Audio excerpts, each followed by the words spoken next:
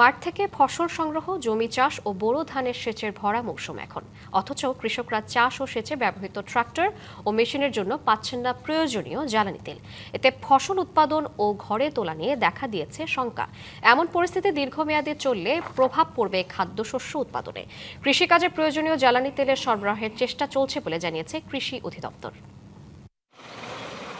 চাষে ব্যবহৃত ট্রাক্টরগুলো মাঠে নয়, দীর্ঘ সারিতে দাঁড়িয়ে আছে তেলের পাম্পে, অপেক্ষা জ্বালানি তেলের। তেল পেলেই ঘুরবে চাকা। জমি চাষ করে কৃষক ফলাবেন ফসল। তবে দেশ জুড়ে জ্বালানি সংকটে ফসল উৎপাদনে দেখা দিয়েছে শঙ্কা। অভিযোগ রয়েছে, দীর্ঘ সময় লাইনে দাঁড়িয়ে মিলছে চাহিদার 3 ভাগের 1 ভাগ তেল। সামান্য তেল দিয়ে ঠিকমতো চাষ করা যাচ্ছে না জমি। আমরা পর্যাপ্ত পরিমাণে তেল পাচ্ছি না। 2000 টাকার তেল দিছে, 2000 টাকার তেলে আমার গাড়ি 2 ঘন্টা চলছে। আমার পার ডে তেল 70 লিটার তেলের দরকার। এখন যদি আমি সকাল থেকে 3-4 ঘন্টা থাকার পরে যদি 20 লিটার তেল পাই, আমার আসতে যাইতে খরচ হবে 3 লিটার। এখন এই 3 লিটার 17 লিটার তেলে কি করে চাষ করব?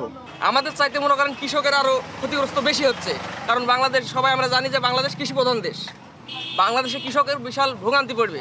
জ্বালানি সংকটে ঘরে ফসল তোলা ও জমি চাষ নিয়ে দুশ্চিন্তায় কৃষক। বলছেন, এভাবে চললে প্রভাব পড়বে খাদ্যশস্য উৎপাদনে, পড়বেন বড় ধরনের লোকসানে। তেল লাগছে মাঠে, ধান ফসল ফলায় হলে তেল লাগবে, ধান নাগায় হলে পাওয়ার টিলারের তেল লাগবে, বড় ট্রাক্টরের পেছনে তেল লাগবে, ধান কাইটি ঘরে আনতে হলে পারে তেল লাগবে। তেল না পালে তো সবই সমস্যা, ফসল নষ্ট হয়ে যায়, ফসল তো বুনতে পারছিনি।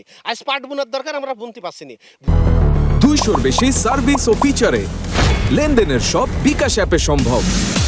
চাষ করার দরকার, আমরা তেলের অভাবে চাষ করতে পারছিনি। বড় ট্রাক্টরওয়ালা বলছে তেল নাই, আমি যাইতে পারছিনি। ডিজেলের সংকট যদি থাকে তো আমি নির্দিষ্ট তারিখে আমি এই গম গলান কাটতে পারবো কিনা, নির্দিষ্ট সময়ের ভিতরে আমি পাটটা বপন করতে পারবো কিনা, এই নিয়ে আমি একটু শঙ্কার ভিতরে আছি। আর পাম্প মালিকরা বলছেন, চাহিদার অর্ধেক তেল পাওয়াই এমন সংকট। আর কৃষি অধিদপ্তর জানায়, কৃষির সাথে সম্পৃক্ত যন্ত্রপাতি ও কৃষকদের চাহিদা মতো তেল দেওয়ার চেষ্টা চলছে। মেহেরপুরের প্রেক্ষাপটে যে আপনার এখানে তো আসলে কৃষি নির্ভর, চাষিরা ওইভাবে পর্যাপ্ত পরিমাণ তেল দিতে পারছে না। আর আমরা না পেলে আমরা তো সাপ্লাইও দিতে পারছি না।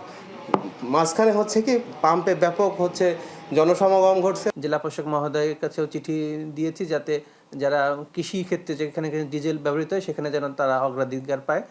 এ নিয়ে আমাদের কার্যক্রম চলছে।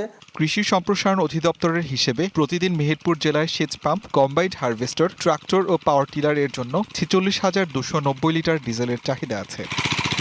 TVC news desk.